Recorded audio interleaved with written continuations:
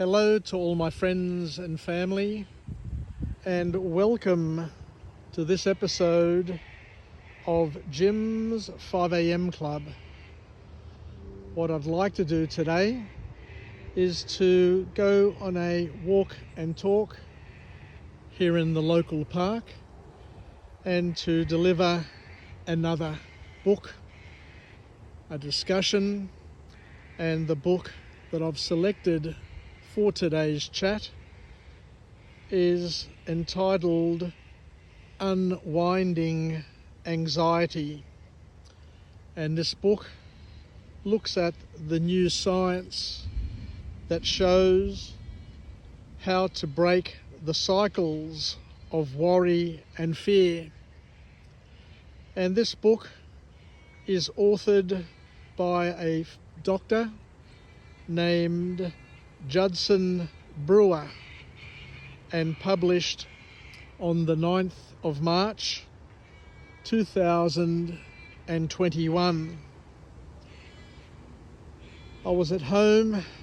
I'd planned to come out and it started raining, so I've got a break in the weather. The sun's going down, so I've got a small window of opportunity to deliver today's vlog. So the first thing that we learn from this author is that anxiety is a learned habit. It's actually learned. It's not something that just happens. It's something that you've taken, you've learned, you've inherited it from someone else. So the key point, the key learning from this author is that anxiety isn't just a random feeling. It's a habit your brain has learned over time. And by understanding this, you can simply retrain your brain to respond differently to the triggers that come your way. So this is really interesting. I'd never quite thought of it like this, but anxiety is a learned habit. It's a learned phenomenon. And because it's learned and because the brain has plasticity, you can change, you can unlearn what you've learned and redirect what you've learned to make it productive. The second key point to come from this author is that mindfulness breaks the cycle. So if you want to break the cycle of anxiety, you need to be present. You need to take yourself out of the future. And the way you do it is by breaking the cycle, by not spending time living your future and worrying about things that may happen at some other time and being overwhelmed with your irrational fears. You break the cycle by coming into the present. Mindfulness helps you become aware of your anxious thoughts and feelings in the present moment, allowing you to observe them without reacting to them. This is a powerful tool for reducing and eliminating anxiety. The author also mentions here that anxiety often couples and comes to the party from a place of uncertainty. Much of the anxiety that we face stems from the fear of the unknown. By learning to tolerate, by learning to embrace, by learning to enjoy uncertainty and discomfort, you can disarm and decrease anxiety over time.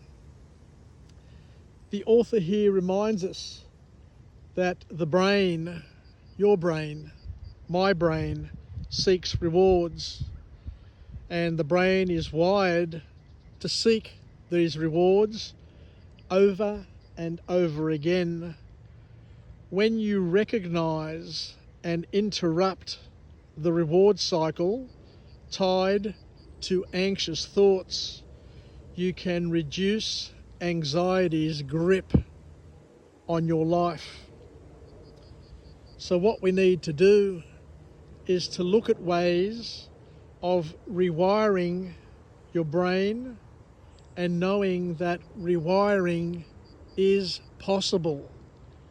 Your brain is plastic. It has plasticity, which means that it can be rewired. It is malleable. It is changeable. So through continued practices like mindfulness, you can create new neural pathways that replace the anxious responses with healthier, more adaptive ones. We also need to understand that avoidance does not work, because avoidance makes anxiety worse. Avoidance feeds anxiety. Avoidance helps make anxiety bigger, uglier, and more fearful. Avoiding anxious situations or feelings of often feeds the cycle of anxiety. So we mustn't feed the things that we don't want to have in our lives. And by facing fears gradually with awareness can help break the cycle and reduces avoidance behaviours. Once again, the author here reminds us to focus on the present, focus on the here and now. Anxiety often arises when we focus on the past or the future. Actually, psychologists say that if you spend too much time in your past, you will most probably be depressed. And if you spend too much time living your future, you'll be anxious. What we need to do is we need to live in the present moment. Have a foot in the future, have a foot in the past, but have all of your weight in the present moment. Staying grounded in the present moment helps you break the loop of worry and reduces anxiety. We need self-compassion, and it is indeed crucial. Being kind to yourself, especially when you're anxious, is essential, because instead of criticizing yourself for feeling anxious, practice self-compassion, and this can ease tension and encourage healthier responses. We need to look at the power of small wins. Recognizing small successes like reducing a bit of anxiety or staying present during a stressful moment can build confidence and create momentum for much bigger and powerful changes.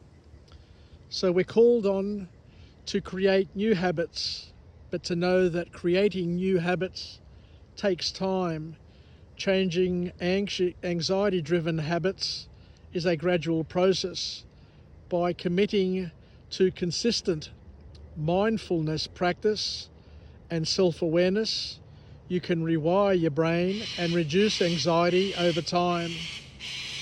Unwinding Anxiety offers practical strategies based on the latest science to help individuals break free from the cycles of worry, fear, and stress by retraining the brain and fostering mindfulness and self-compassion. So thank you very much once again for joining me on this episode of Jim's 5am Club, where we go on a walk and talk and hopefully learn something of value.